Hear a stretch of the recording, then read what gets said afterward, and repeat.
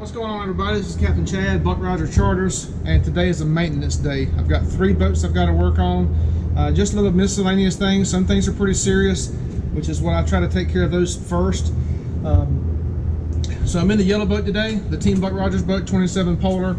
And a few days ago I had a captain running it for me and said that during the day he had a foul smell to it. Thought it was a little bit of fuel mixed in, so definitely want to take care of those issues. And with this boat, I recently had a problem with the sending unit going into the fuel tank. The sending unit actually when salt can get anywhere, it can start to separate whatever the item is that it gets underneath. In this instance, it was a sending unit. So the salt can get under the rubber seal of the sending unit and actually start backing the rubber seal away from the tank, which was allowing fuel to seep out of the sending unit seal.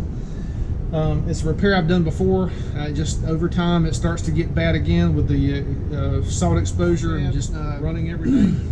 So when the captain told me that he could smell a little bit of fuel, of course I had just done the repair. Let me show you I had just done the repair on the sending unit. Right there you can see it there, the circle. Had to put a new plate, put good sealing on there. So I got it sealed up. So when he told me he could smell fuel, kind of drew my attention to it because I just fixed that. So first I want to go look at the seal to make sure that it was still holding good and it wasn't leaking. So I looked at that, it was fine. But what I did notice, and this is where the public service announcement was about to come in, is the bilge was full of water. And of course over time you get a bunch of nasty stuff into the bilge, so we can definitely get some mildew and stuff in there and it can have a smell to it.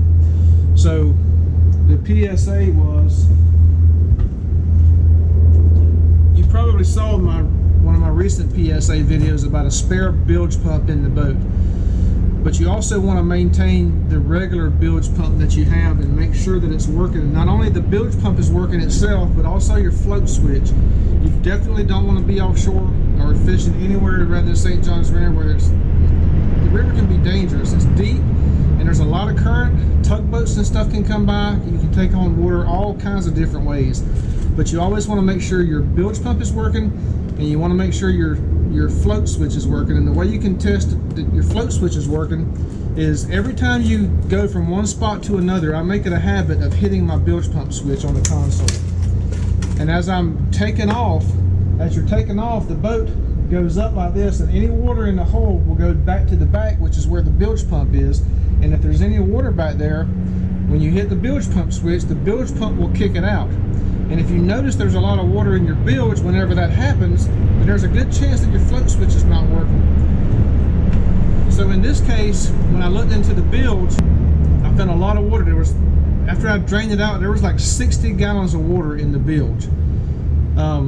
So hitting the bilge pump switch from spot to spot is always a good idea, or just do a visual inspection of your bilge to see if it's holding water.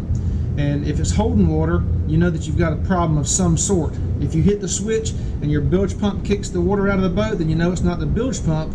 Then you got to look at the float switch. So in this case, the float switch, this is a Rule-O-Matic. This is a Rule-O-Matic float switch. Rule is a pretty good product, but this one only lasted a little under a year before it went bad. But if you see right here, underneath here, can't see because of the stupid glare. Let me move this camera. So if you look underneath here, this is the float switch portion. It sits horizontal like this, but this is the float. And whenever the water starts to build in and raising up this way, this is actually a float, and when it pushes it up, you can hear a click. That's what engages the bilge pump. But in this instance, this was so stiff, the hinge was so stiff until it would not float the float to engage the bilge pump, which is why it wasn't kicking out water. Got a lot of water in the hole, which washed out the bilge, and that's what was giving off the smell, was all that water washing back and forth into the bilge.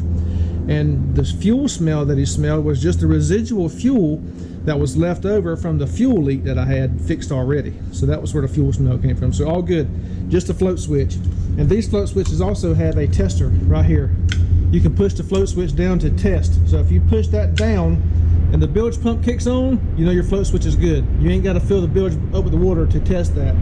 And then you always want to make sure that it falls back down into position, which the other one didn't. When I pushed it up and I let my finger out, it stayed up like that, so it was stuck.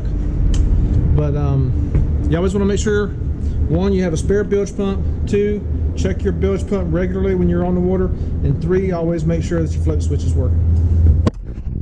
So with that said, today's job in the yellow boat is to replace the float switch, and all it is 2 cables and 2 screws to screw it down. And since I got the exact same float switch, which is what I like to do, 1, the rule's a good product, but 2, I've already got screw holes in the boat that matches this frame, so it should be easy. 2 screws, 2 heat shrink connectors, and we should be good to go.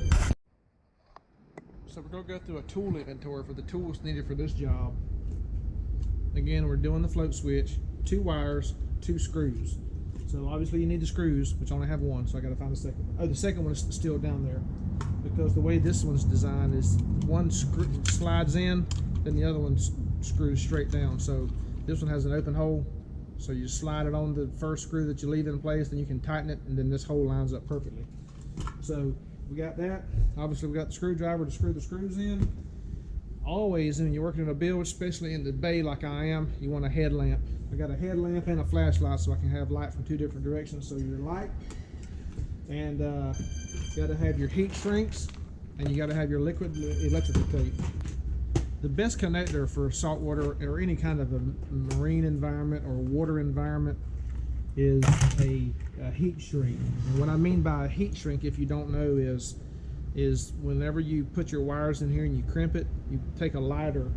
I like to use a little torch like this, and then you heat the connector up, and then it shrinks, and it basically supposedly waterproofs the connection. But whenever you crimp them with your crimpers, a lot of times the crimpers will punch through the rubber, and then when you heat shrink it, the crack will still be exposed, so water and salt can still get into that crack. So that's why that I use, once I heat shrink it, I also come back in with liquid electrical tape to completely seal the connection, so that there's no chance water or salt can get into the connection, cause corrosion, and cause a break in your current.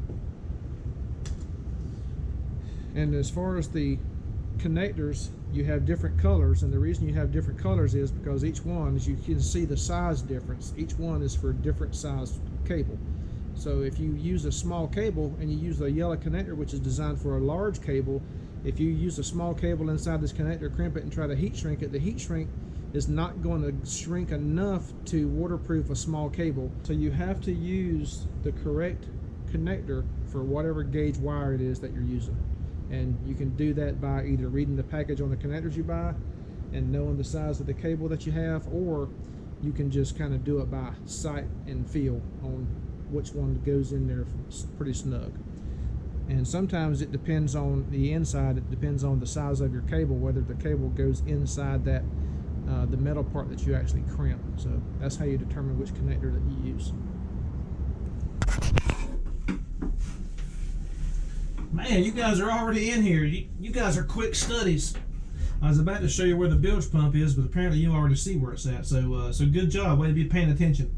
So we're down here in the bilge, and it, believe it or not, it don't look too bad. It looks terrible if you're not familiar with saltwater bilges, but other than that, it don't look too bad. I think it's because it had 70 gallons of water sloshing back and forth for 2 days is probably what kind of got it clean. So you can see here that we've got the 2 gray. This actually is a hot. It's always going to be hot. And the only thing that the float switch does is it connects an electrical circuit so that it kicks power. You got power coming from your battery into the float switch. The float switch connects to power, and the other cable goes to the bilge pump to engage it. So it doesn't matter which one of these goes to which one. You don't need to know. And I also forgot that another tool you need is these cutters. These are cutters and crimpers, and you see as far as which one to use to crimp, they're color coordinated. So you see blue, yellow, and red, and you got the blue, yellow, and red connectors, so you know which one of those holes to put that connector in to crimp it properly. So we're going to peel this wire back,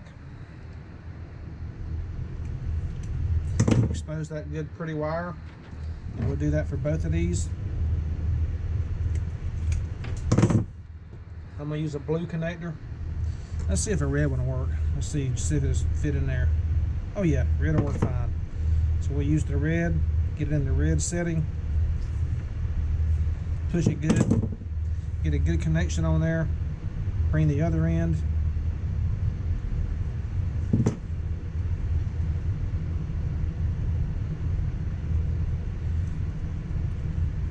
turn around, get the red's right there. Kind of slid off. Do it up here. Now you always want to tug on the wires, make sure they're in there good. If they're not in there good, it'll pop out, then you want to redo it. You always want to make sure it's a good connection. So then you take your heat. If you hold it in one spot too long, it'll start actually to burn the connector or to burn the wire. So you kind of want to do it back and forth, kind of uniform, and then you'll kind of watch the connector fall into place. And luckily I had enough spare wire that I could do this sitting in the boat instead of having this be sitting on my head down in the bilge. So that's what a heat shrink connector does. As you see, it shrinks down to the wire, and you can actually see a little bit of glue coming out, which is what waterproofs it. But you just got to be careful when you crimp it that you don't poke. I mean, it's going to poke in there, which is why I use the liquid electrical tape. So I'm going to go ahead and get another red connector and do this other wire. Crimp this one.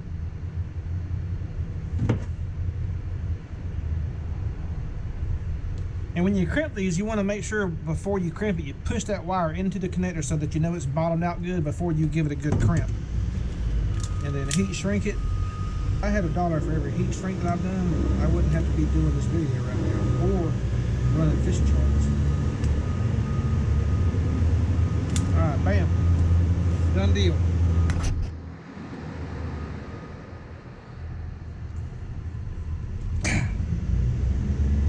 That's on there good. And now once we get that on there, the heat shrink done, come in here behind it with the liquid electrical tape and just paint it on there good so that you feel like it's good and sealed. And don't be stingy with the electrical tape. Just put it on there liberally, making sure that it's completely covered. That gives you a good waterproof seal.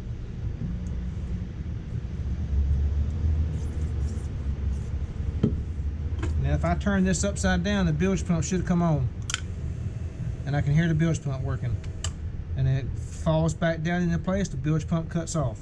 So now I got the connectors put together. I've got the heat shrink done. I've got the liquid electrical tape on there so that it's completely waterproofed. Just going to give it a few minutes to let the liquid electrical tape dry, and then I'm going to put the float switch into place, put the screws in it, secure it, organize the wires, and this job will be done. Cool, man. You guys already knew where to come to. I was going to invite you down here into the bilge, but apparently you already knew where to go, so impressed. Well done. Now I'll just let you guys know that you guys are a privileged group because I don't invite anybody and everybody into my bilge.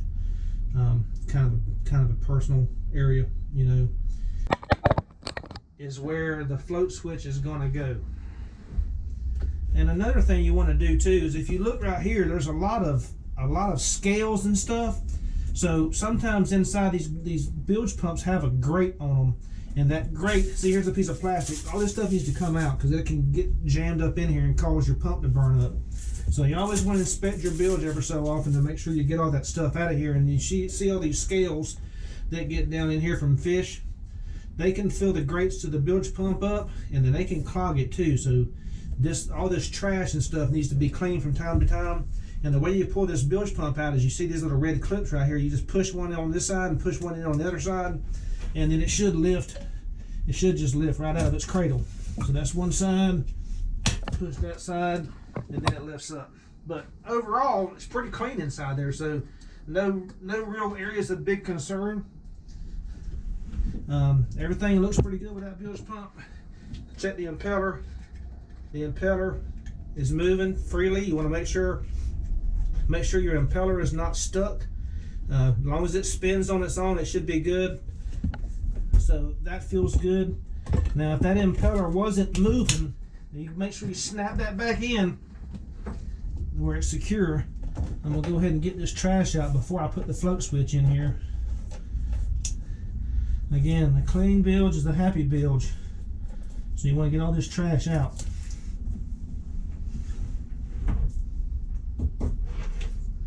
It don't belong in here, so it needs to come out. The more trash you have in your bilge, the more problems you can have, whether it clogs up your bilge pump, whether it clogs up your float switch, or even your boat drain. It can clog your boat drain, where when you pull the plug, the water don't leave the boat properly. So here comes, I don't know if you can see it or not, I have a screw left right here. That's the one that I have going here. So what I'm gonna do is I'll push this onto that screw. That isolates that. Then all I gotta do here is find my screw hole. It looks like it's right there. So I put that screw right in there. See if I feel it bite in that hole. I do. Go ahead and get it good and snug. Now I can tighten this side. And now that I let all the water out of the bilge, it's had time to dry. There's no fuel smell. So since the bilge has had time to dry, I'm down in here and I'm smelling to see if fuel's a big issue in a boat. You don't want any kind of fuel leak, so I definitely want to take that serious. So since I'm down here, I'm smelling, and I don't smell any fuel smell. If there was a fuel leak, you could dip your hand in that drain water right there and smell the water to see if there's any kind of fuel, and you would be able to tell then. But I've done that. There's no fuel smell, so it seems like the sending unit repair that I did is working perfectly, so no issues. So now I'm just going to tighten this screw down. That's tight. I'm going to wiggle this. It's secure. And then on the back, remember that little lever that I pushed that down, which imitates the float switch engaging, and then you should hear the bilge pump kick on. So let's test it. All right, so I've got it down. Bilge pump is working. Let go. Bilge pump quits. So that job is complete. Now all I got to do is organize these wires, put some zip ties on them, make it look neat, and we're all good to go. It's done. It's time to go to the next project, and that's going to be on the Cape Horn boat. All right, so the next boat here, I'm in the Cape Horn, and the problem that I'm having with this boat is the trim tabs don't seem to be working. So we were headed offshore the other day. It was a little bit choppy, so I wanted to kind of bury the bow in the water a little bit. So the further down the bow sits, the more it cuts into the water and the less porpoising or bouncing that you have. So went to do the trim tab, and the boat listed hard to the left, and I couldn't get it to come back. So I had to cut the engine off so the trim tab would recess back up into the boat, and then we kept on going. So I knew there was a problem. And typically when you turn the key on, this is the actuator for the trim tabs, and the red lights will come on, and these two red lights will be on, but there's no lights here, which lets me think that there's a problem with this component. So I've got the new component here. I bought it from Hodges Marine, and let me tell you, Hodges Marine has been very good to me. They got a good return policy. If you have a problem with a product, you can call them or take care of it over online. With every order, you have a return process. You can just do it online, and it's pretty seamless actually. But anyway, I purchased this from them, and I'm gonna put it in today and see if we can solve this problem. Oh, good, you beat me down here. All right, man, you guys are getting good at knowing where to be. The only good thing about being down here is I'm out of that stupid wind. So you always want a good headlamp, because when you're working down inside the console or a bilge or whatever like we were doing before, you can hardly ever see, and you need both hands always. So you want a good headlamp so that you can light up the area you're working on. without having to sacrifice a hand to do it. So I'm going to take this out, and we're going to get started.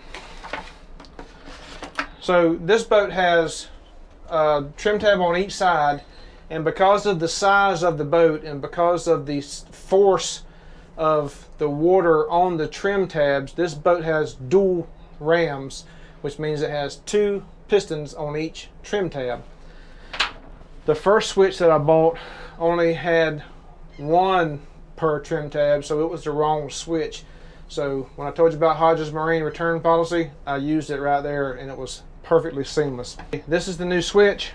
This one has the right components in it to work for this application.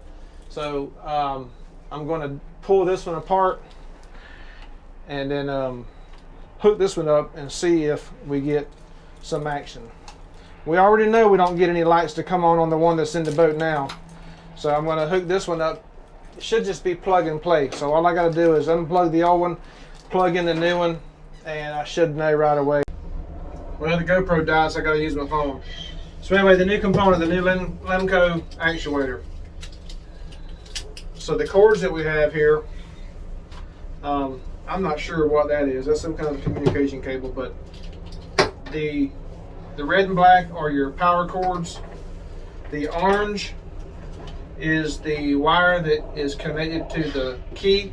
So when you turn the key on, this is what engages the lights on the panel. And then these other ones, you've got 4 connectors, one for each ram. I'm going to unplug everything and plug it in and see if it works. Here's the old connectors. Let's get this wire and harness out of the way. So red, white, and black. Plug number 1. Green, white, green, black, right there. Bam!